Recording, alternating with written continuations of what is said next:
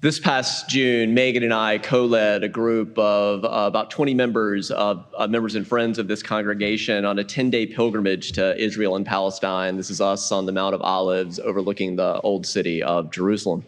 We booked through a tour company that specializes in dual narratives. So we had both an Israeli tour guide and a Palestinian tour guide in dialogue throughout the trip, and we spent approximately half the time in Israel and approximately half the time in Palestine in the West Bank. Since then, I've preached 2 sermons about our trip from a dual narratives perspective that is deeply committed to co-creating a future in which all Israeli lives matter and all Palestinian lives matter. Links to those sermons and other related resources are available on our homepage. You can just go to frederickuu.org/pilgrimage. This fall, many of you also had a chance to hear our Israeli tour guide Elad preach from this pulpit. As a reminder, the kind of sort of core theme from his sermon is that an enemy is someone whose story you have not heard. An enemy is someone whose story you have not heard. Elad was fortunately already planning to travel to the U.S., and we were able to coordinate with him to come to Frederick as a side trip. I wish it were possible for us to also fly in our Palestinian tour guide Ramses, but since that wasn't possible, I am deeply grateful to Dr. Philip Farah for his willingness to share about his view of peace from a Palestinian perspective. Our trip had 3 themes, and that's what we've been trying to sort of share some of these post-trip opportunities with you. Our 3 themes were, first, pilgrimage. We said we are not seeking to be tourists. We're not seeking to just pass through a place. We're seeking to be pilgrims who allow a place to pass through us and to be different on the other side. And I hope that will be the experience for some of you that will be different from this experience.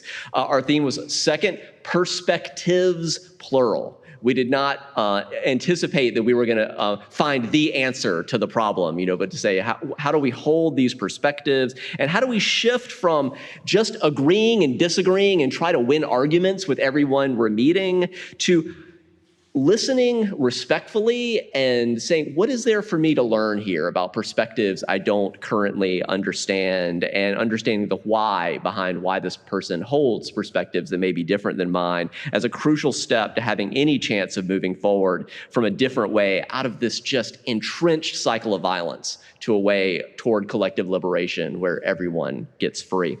Our final principle, pilgrimage perspectives, was peace. It resonating with our UU6 principle of how do we work for world community with peace, liberty, and justice, not just for some, not just for one side, but peace, liberty, and justice for all. For our spoken meditation, I want to share with you just a brief excerpt of, this was a recent TED Talk done as a dialogue between Aziz Abu Sarah on the left, who is Palestinian, and the co-founder of Ph.D. Tours, that dual narrative tour company that we booked through this summer, and Mayaz Aynan on the right, who's an Israeli peace activist. This dialogue was recorded just about a week ago on April 17th. So it is sort of a dialogue in light of all that has been happening, tragically. First, Mayaz shares from an Israeli perspective. He says, I lost my parents on October 7th. I lost so many of my childhood friends, their parents, their children. Many were kidnapped to Gaza. I found myself drowning in an ocean of sorrow and pain. I found myself broken into pieces. A few nights after losing them, I had a dream. I was sleeping at night and I was crying. My entire body was in pain. And through my tears, I could suddenly see everyone crying. I could see all of humanity crying with me. Our bodies were wounded, they were damaged from the war, and then our tears began to wash our bodies and heal them. It was our tears began to make us whole again, and I began to see one path to peace is through listening and sharing about the massive accumulation of grief that is being held on all sides. Next, from a Palestinian perspective, Aziz shared, when my brother was 19 years old, he was killed by Israeli soldiers. I was angry, I was bitter, I wanted vengeance. I was 10 years old, and I thought that was the only choice, was to seek revenge. 8 years later, I had the opportunity to learn Hebrew and to actually meet some Jewish immigrants to Israel, as opposed to what he'd always heard previous to that was just the Israelis were this evil other that he'd never actually met. And he said, when I actually started to meet Jews and Israelis, I found we can actually be allies. We can be partners.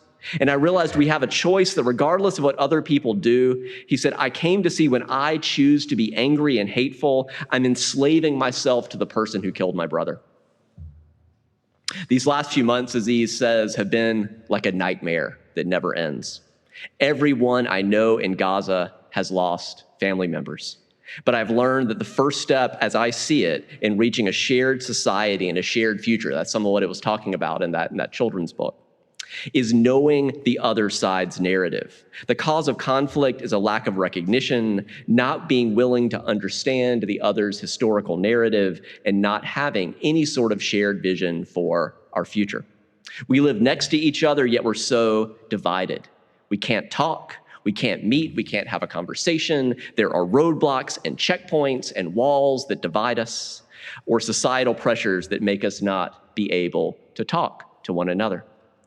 We must forgive the past, we must forgive the present, but we cannot forgive the future if it's just going to be the same.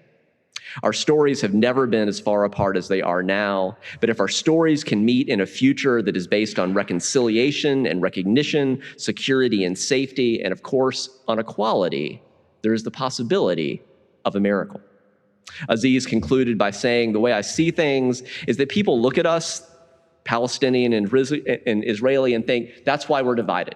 We're divided, Israeli and Palestinian, Muslim and Jew. But he said, if you must divide us, people should divide us as those who believe in justice, peace, and equality, and those who don't yet.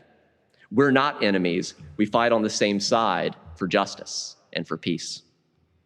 Briefly, on my own perspective, I've sought to closely and compassionately listen to all sides of this conflict. I've read a stack of books. I've listened to so many documentaries in this trip. As I've sought to compassionately and closely listen to all sides, there seemed, in my judgment, to be too many people currently in leadership in both Israel and Palestine who are willing to settle for nothing less than the whole land for their side. Keep in mind, we're talking about, this is Israel, all of Israel and Palestine mapped on top of New Jersey. That's the area we're talking about, the size of the state of New Jersey. And many experts think that a two-state solution is no longer viable given the situation of both borders and illegal settlements. Accordingly, the best way forward, I have heard, is a confederacy, a variation of a European Union model. The slogan that you tend to see for this is 2 states, 1 homeland. So I can't go into all the details for this, but I would encourage you later, you don't have to remember alandforall.org, just Google A Land for All, Israel and Palestine, it's going to pop up. If you'd even take just 20 minutes to read through the details, I'd encourage you to kind of see one vision among others for a shared future. If this imagined shared future sounds like a pipe dream, I want to underscore that today there are already approximately 1.6 million Palestinian citizens of Israel. About 20% of Israel's population is Palestinian. Millions of Palestinians are walking around Israel every day. It's not perfect. There are real, serious issues of discrimination that need to be resolved, but it's just not true that Israelis and Palestinians are unable to live together. They've done so in the past, they do so in the present, they can in the future, but it requires all sides to commit to sharing and to addressing the root causes of the ongoing violence. We're a long way from making any such dream a reality, but when I think about what it would take to begin planting the seeds of such a shared future, the image that comes to mind is a sign we saw in the Aida, a Palestinian refugee camp, that said, "Make hummus, not walls." We need a massive scaling up of opportunities for Israelis and Palestinians to hear one another's stories. It is hard to underscore how separate these societies are, even as they're so proximate together. We need some variation on a Truth and Reconciliation Commission. Both sides need to break bread together, share some hummus, hear one another's truths, and allow their hearts to be broke open in compassion for their grief and for the grief of the other. As we prepare to enter the minute of silence to follow, I want to invite you to hear this poem by the Palestinian American poet and physician Fadi Judah from his beautiful new poetry collection published just about a month ago. He writes, "I am unfinished business, the business that did not finish me or my parents and won't leave my children in peace. In my right hand, a paper, in my left, a feather, to toss, to quill, to meet my terminal velocity.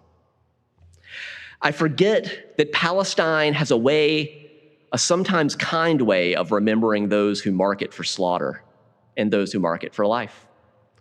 But I write for the future. I write for the future because my present is demolished. I fly to the future to receive my demolished present as a legible past, to see what isn't that hard to see in a world that too often doesn't see." Thank you, Carl, and good morning, everyone. It's good to see the sun. I'm honored to introduce our guest speaker today, my friend, Philip Farah. Philip, if you could stand up. Philip, in true fashion, wanted to be with the people, not up here, but he will come up. But Philip was born and raised as a Palestinian Christian family in East Jerusalem. And he was born 4 years after his family, along with the majority of the Palestinians, fled or were expelled from their homes in 1948 and barred from returning by the new state of Israel. Many of them taking their keys with them, as you recall Carl's earlier presentation about the symbol of the keys. He taught in Jerusalem and worked and was raised and taught in various places in the Middle East before emigrating to the United States in 1978 at the age of 27. He pursued his doctorate in economics at the University of New Mexico, and then began a career at the U.S. Government Accountability Office, or the GAO, which is where I met Philip, and have worked with him over these past 30 plus years. But outside of his day job, he continued to work for peace in his homeland. And he was a founding member of the Palestinian Christian Alliance for Peace. And while he's recently retired, he's been very busy recently. And I'm just really thrilled that he's here to share his perspective on peace, and I look forward to his talk. Thank you for welcoming him. Welcome, Philip. Shalom Aleichem. Assalamu alaikum. Thank you, Reverend Gregg, and thank you, Mark, and thank you all for being here. Before I start my presentation, I want to say that, oppressed people do not necessarily do the right thing every time. There were many of your ancestors, our ancestors, were oppressed in Europe and came and did really terrible things here. The Jews suffered one of the greatest traumas and injustices in history in the 20th century, and many of them came to Palestine to seek refuge, and many of them turned to be oppressors who did great injustice to my people. The South African whites, many of them came from places in Europe, were oppressed minorities and did ugly things to the people of Africa, South Africa. So my message is that and the Palestinians who have been oppressed, we Christian Palestinians evoke the image of Jesus carrying the cross. And many of the people who carry the cross think that they can do no wrong, and then do terrible things as well. So the oppressed are never free from the proclivity to do wrong to others. We should not just judge those who are oppressed by standards that are different from the standards that we apply to everybody, including the oppressors. The story that we heard of the little children, I have cousins called Samir and Munam, and and they used to fight. But the story tells it all, and Reverend Gregg's sermon also says, the things that I want to say. So maybe I should leave. But before I start, I want to ask a few questions and solicit your answers. The first question is by raise of hand. Is Israeli society closer to being Western or more Levantine, Middle Eastern? Western? Levantine, Middle Eastern? Okay. Actually, over 50% of Israelis come from countries from Asia and the Arab world especially, but also Persia and India and other places. Yeah, this is part of the story.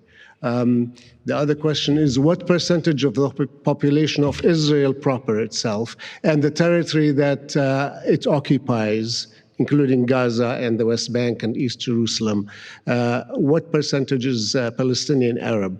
30%? Show hands.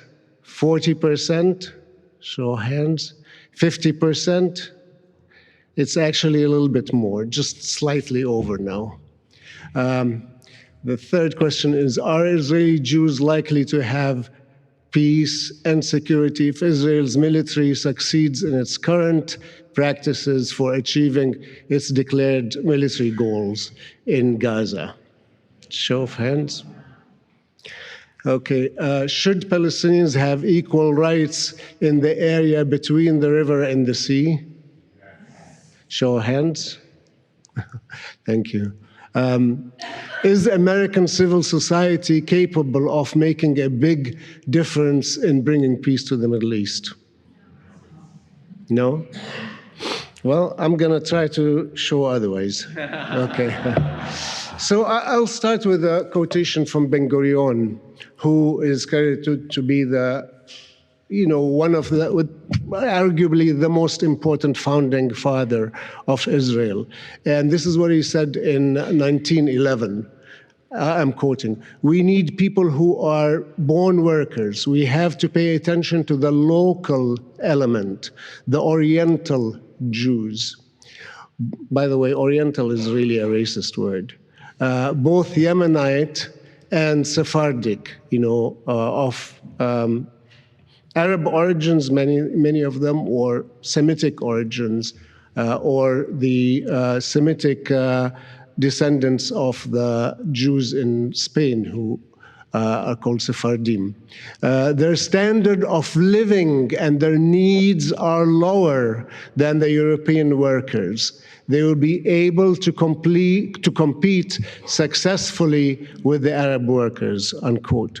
This really was, I have this quotation because it really shows the colonial European attitude that the founding fathers, that the major Zionist leaders had towards the Zionist project of, and importantly, Ben-Gurion was credited with the slogan of Avodah Ivrit, meaning Hebrew workers, meaning it's not a colonial model where you exploit the existing population. It's a colonial model where you displace them and you basically make them at best a small minority that is controlled. So I have this quotation because it gives that image that the Zionist project had of really a Western colonial project in the Middle East. The next one is very much also similar. It's from Jabotinsky, who was one of the great theoreticians of Zionism and who is considered the kind of spiritual father of the current regime, the Likud, Netanyahu, and his, in fact, some of them now are far to the right, to the extreme right of the ideology of Jabotinsky. So he said, we Jews have nothing in common with what is called the Orient. Thank God. To the extent that our educated masses have ancient spiritual traditions and laws that call the Orient, excuse me, they must be weaned away from them. And this is, in fact, what we are doing in every decent school, what life itself is doing with great success. We are going to Palestine first for our national convenience, and second, to sweep out thoroughly the traces of the Oriental soul. So I have this quotation because it's very emblematic of how Israelis see themselves as really not part of the region, as something superior. And without the Israelis really being, frankly, in my opinion, shocked into realizing that they have to live in this neighborhood, they have to live in peace with their neighbors, then there's not going to be peace, in my opinion. But I am hopeful, and I'll get to that later. So this is a picture of Gaza, probably around 1910 or so. It's really where my family, 3 of my grandparents came from Gaza. I'll talk a little bit more about that. And it was really a beautiful, beautiful place. And there are 2 things that make me, frankly, really extremely upset when I hear 2 myths. The first of them is that Palestine was a land without a people. And this was a Zionist slogan, a land without a people, a people without a land for a land without a people. Without a people, that's me. And the other is that Israel made the desert bloom. Palestine was anything but a desert. Gaza, especially, was one of the most productive agricultural areas, and continued to be until very recently, actually. It had great olive groves, orange orchards, citrus, barley, which actually the Brits imported to upgrade British beers, and grapevines. It is reputed that Julius Caesar would have nothing but Gaza wine, and in fact, the amphora from Gaza, the amphora are the big ceramic pots. They are found all over Europe. Archaeologists and museums have them all over Europe and all around the Mediterranean. These were carrying oil and wine from Gaza. This is, in fact, my family, my mom's family. My mother is that one up there. She passed away last year on her 103rd birthday. And in front of my grandpa is a chess set. He was a very good chess player, and he was reputably, we boast that he was a math genius. But my grandma, Nazira, right there, who was hardly educated, she just had elementary education, she often beat him in chess. And this is the grapevine. It was a very large family. So some historical background. you know, the demographics really tell a lot of the story. In 1947, when the United Nations allotted 57% of Palestine to the Jews, to the future Jewish state, and the Jewish community constituted only 31% of the population. And most of the Jews in Palestine at the time were immigrants or children of immigrants who had been in the country for only a few decades.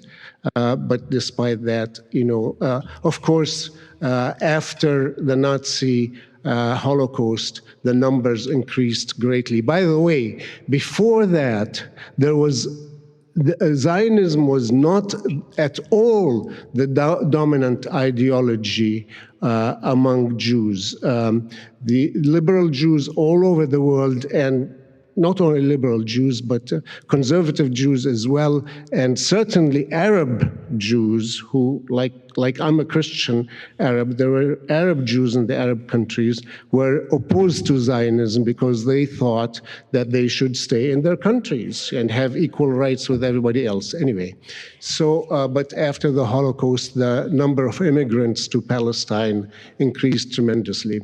So even in the area assigned to the Jewish state, Jews were only slightly more than 50% in 1947. But by the end of the war in 1948, the new state of Israel controlled 78% of the land, ensuring demographic majority. Now, you can't have a Jewish state with a Palestinian majority, right? When you took over more land, the Palestinians were going to be, Palestinian Arabs were going to be, you know, a majority. So by necessity, for there to be a Jewish state, there was mass expulsion, 800,000 people, including my family. And this is, again, my grandma's, my maternal grandparents' home. They are standing in front of their home. Not all of them, by the way. Two were already overseas. And my mother is that one. Yeah. And this house was overtaken, of course, in 48. They were expelled from their homes, never to return, never allowed to come back. Like tens of thousands of homes everywhere in historical Palestine.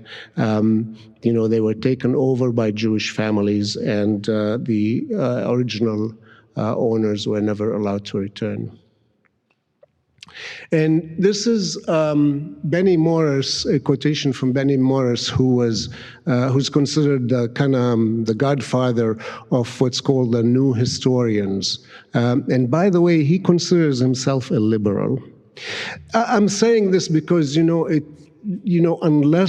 Israelis are really jolted into reality, there's going to be this dominant ideology that is blind to the fact that they have to live in peace with their neighbors and with some modicum of justice, otherwise there's not going to be a peace. So this is the quotation of Benny Morris in an interview in Haaretz newspaper. He said, if Ben-Gurion, the founder of modern Israel, was already engaged in expulsion, ethnic cleansing really, maybe he should have done a complete job. My feeling is that this place would be quieter and much less suffering if the matter had been resolved once and for all. If Ben-Gurion had cleansed the whole country, the whole land of Israel, as far as the Jordan River.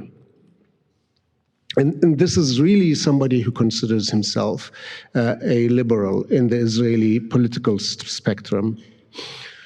Now, this is echoed more recently, very recently, by Bezalel Smotrich, the finance minister of Israel, current finance minister. He's an outright fascist. He actually says, if people accuse me of being a fascist, homophobe, I accept as long as we reach our goals. And he said, we'll fill the West, and these are his goals, we'll fill the West Bank, the occupied Palestinian territory, with settlements and settlers until the Palestinians lose all hope of establishing a state. At that point, they'll have only three options: to leave, submit, or die. So back to my Christian roots in Gaza. My family is one of several Christian families from Gaza. There are the Tarazis, the Sayers, the Jashans, many families. The population of Christians in Gaza constituted about 7% of the total before 1948. Then, of course, the Nakba took place and the refugees came, and everybody, all the people of Gaza became a minority, Christian and Muslim alike. But Christians survived and at times thrived in Gaza for centuries under Muslim rule. But in less than 2 generations of Israeli domination of Palestine, the Christian community has all but disappeared. In 2 generations. Now, there are only about probably no more than 250 Christians, and almost all of them are sheltering in 2 churches. The Church of Saint Porphyrius, the Orthodox Church where my family worshipped, where my, grandparents, my father, and several uncles. My father's family was also big, and they were all baptized in that church. So there are only about 50 people now sheltering there. And the Church of the Holy Family, the Catholic Church, about 200 people sheltering there. And the elderly have been dying at at high rates because of lack of medicine, lack of food, lack of drinking water. So, and as many as possible are trying to leave, but I won't go into that. Just horror stories, people dying on the way to leave, and they have to pay the Egyptian, basically coyotes and corrupt officials up to $6,000 per person. Anyway, this is my relative Ilham Farah, 84 years old. She was a music teacher, taught several generations of Gazans. She survived the bombing of St. Porphyrius. Israel bombed in I think, October 19th. 18 people were killed, some of them my relatives. And she went to seek refuge in the other church, a Church of the Holy Family. I'm sorry I'm having to tell these stories with young people here. After 2 months of taking shelter in the Catholic Church, she fled from the Orthodox Church. She just wanted to take a shower. And so everybody told her, don't go, it's too dangerous. She was a hard-headed woman, like many women in my family. And she went. And sure enough, she was shot in the leg by a sniper. Now, when a sniper shoots an 84-year-old woman, they know exactly who they are shooting. She bled for hours, and she was on her phone trying to get help, but nobody could help her because they would be shot as well. They were being shot at, so she bled to death.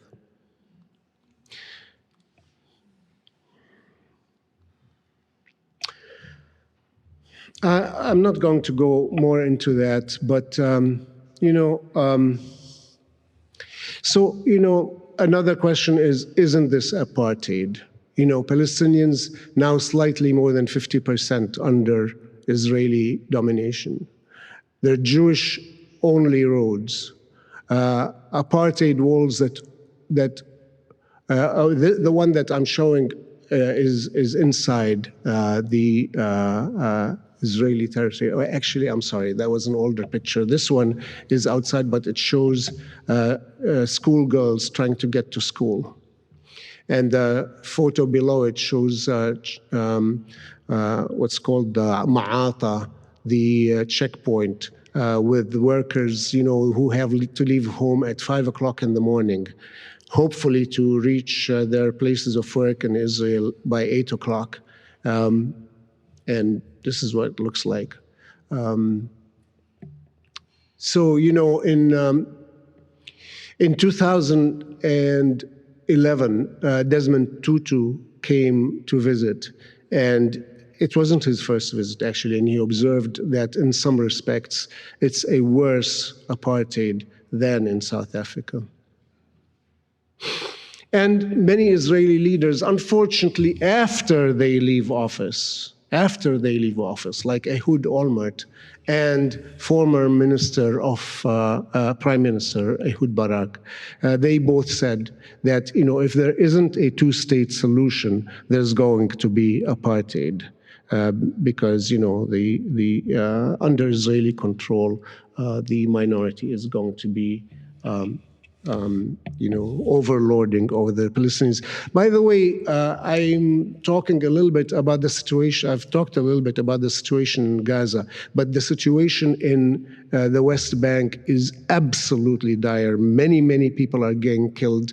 So many small communities now are being terrorized by the settlers and the soldiers and the Israeli soldiers, and have abandoned their homes for Israeli settlements. So things are, and it has always been apartheid, right from the beginning.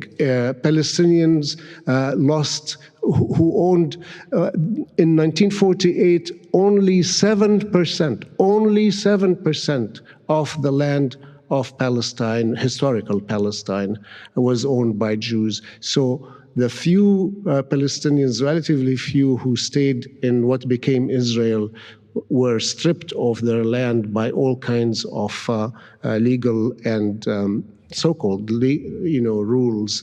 Like, for example, closing an area for security reasons, but applying another rule that says if you abandon your land, your agricultural land, for 5 years, you're going to lose it. So it's always been apartheid. Now, this didn't have to be that way.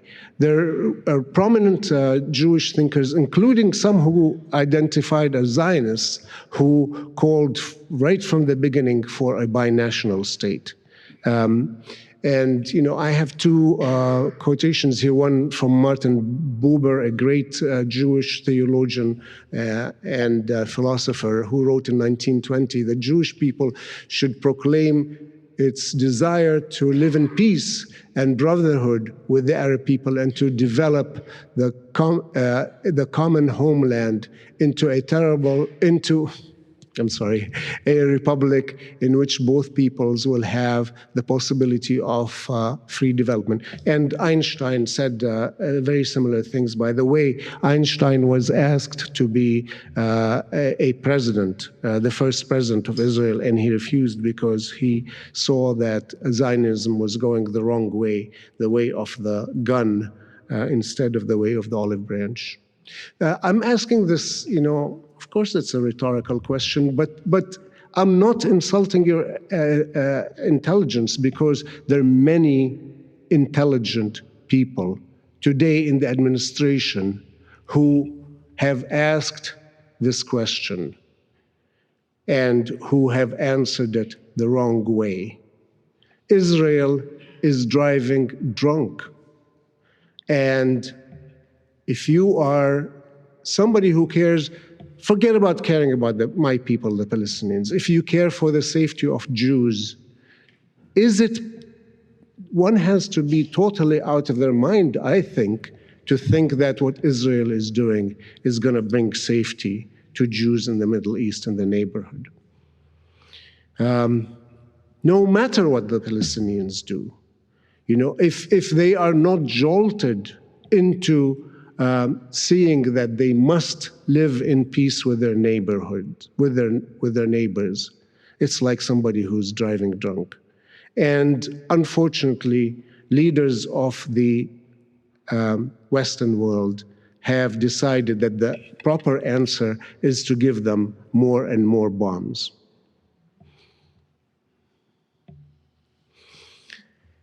Now, I'm going to stop here and just really, the reason I believe that we have a very big role to play is because history, I think, shows this. South Africa was careening towards a bloodbath before the BDS movement forced our leaders in the West to start sanctioning South African apartheid. Not because they didn't care about whites in South Africa. It was exactly because they saw the light that there was not going to be peace for the whites in South Africa, for anybody in South Africa, with the apartheid regime. And the whites in South Africa were in a situation very, very similar to the Israelis today. They saw themselves as part of the West. This is why I asked the first question. They saw themselves as part of the West, that they didn't care about what Indians thought. They didn't care about what Arabs, any brown-skinned people thought. They cared only about what the US thought. And they probably thought, you know, the whites in South Africa, in the US, the whites in the United Kingdom make some noises, but they're not going to do anything to really change the situation, change their attitudes. But once the movement in the US became stronger and stronger, once the students, the workers' unions, African American churches, once they started moving, frankly, once it started getting to the white churches, to the mainstream, then our leaders had to listen. They came kicking and screaming. Reagan and Thatcher had to sign on. First it was Congress. First it was the marginal people in the universities and in Black African churches and in workers' unions. And then it went to Congress, and then it went to the administration, again kicking and screaming. And I believe that we are seeing this today. I really believe that it is an act of love. It's an act of love to take away the keys from the people who are driving all of us in the Middle East, certainly, but endangering peace in the entire world, because the Middle East is such an important place. And what can we do? I mean, by the way, I really should read this. This is from MLK's speech in Riverside, where he said that the US is the biggest purveyor of violence in the world. He quoted John F. Kennedy, who said, "Those who make peaceful revolution impossible will make violent revolution inevitable." And then he added, "Increasingly by choice or by accident, this is the role our nation has taken, the role of those who make peaceful revolution impossible." So what can we do? I mean, the unions are beginning to act. You see that the students are acting, and African American churches certainly. Several denominations, mainline Christian denominations, have passed resolutions calling for boycott of, they're divesting their pension funds from companies like Caterpillar, companies like Hewlett-Packard and others that are profiting from the occupation. Those are the only people who are profiting. Those are the only people who are reaping positive returns from what is happening. The companies who are seeing their stocks go up the roof because of all the military equipment that Israel is using to murder people in my homeland and endanger Jewish lives as well.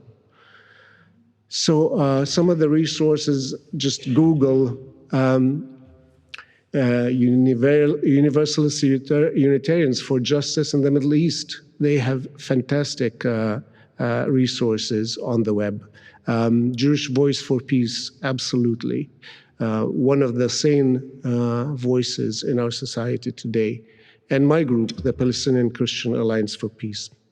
Thank you.